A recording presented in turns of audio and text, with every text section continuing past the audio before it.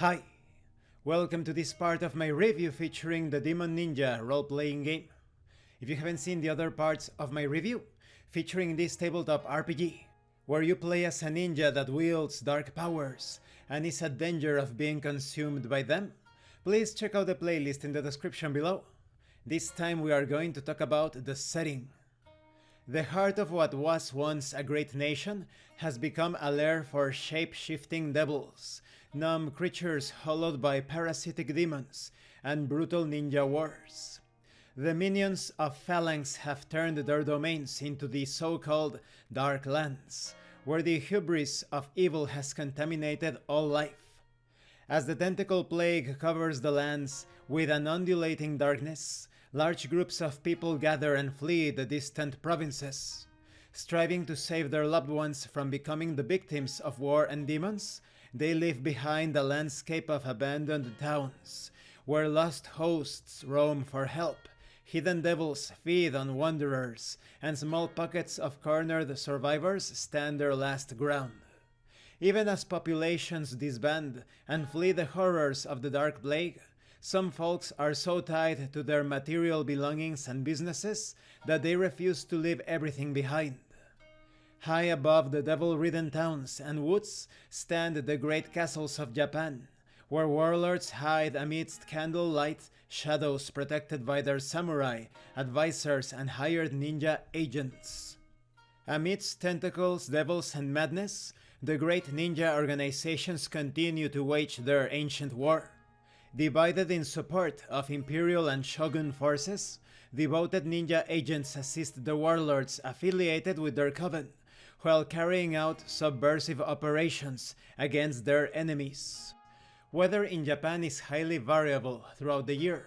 The closeness to both sea and mountain ranges is what generates sudden weather changes. It is frequently ravaged by destructive typhoons, and often shaken by furious earthquakes. With such a varied climate, Japan had a diverse fauna and flora. Animals and plants were used for food, clothing, and medicine, as well as in family crests and other symbols.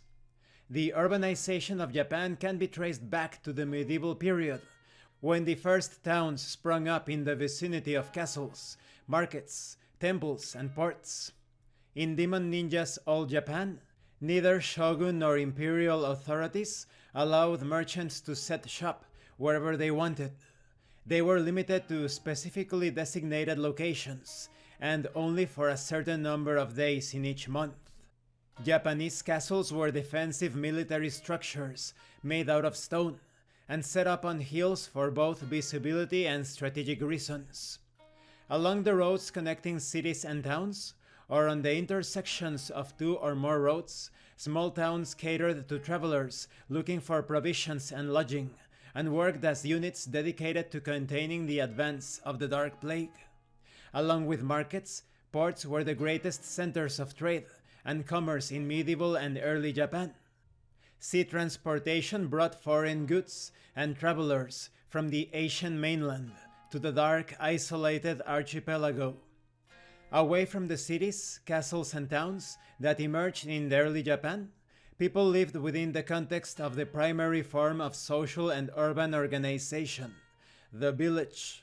Villagers first gathered to further generate sustenance and protection for the community, and each village dedicated to one or more field crops like rice, hemp, grain, soybeans, cotton, indigo, and others.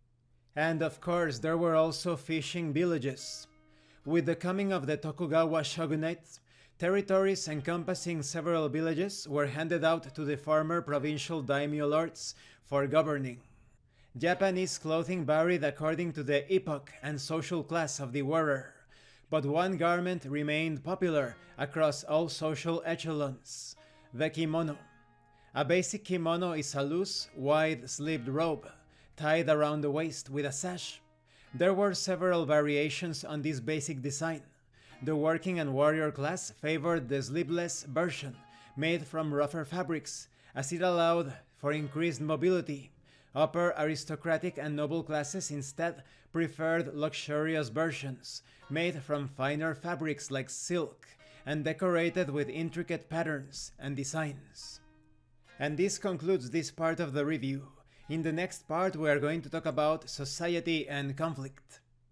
When it comes to this historical setting, there is ample room for all sorts of supernatural elements within the fictional version that Demon Ninja attempts to express.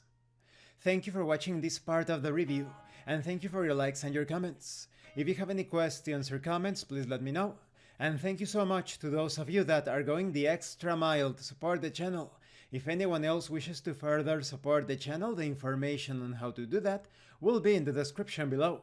This has been Abraham El Jaguar, a professional game master. If you want me to run a game for you, please check out the pinned comment below.